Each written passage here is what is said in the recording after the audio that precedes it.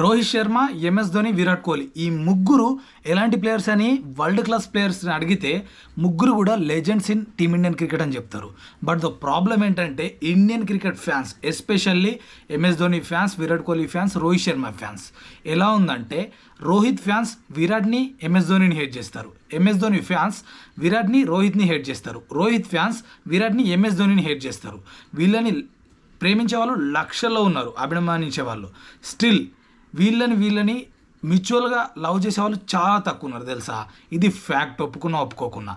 వీళ్ళని ఫాలో అయ్యేటోళ్ళు వీళ్ళని హేట్ చేస్తారు, వీళ్ళని ఫాలో అయ్యేటోళ్ళు వీళ్ళని ఫాలో అయ్యేటోళ్ళు వీళ్ళని.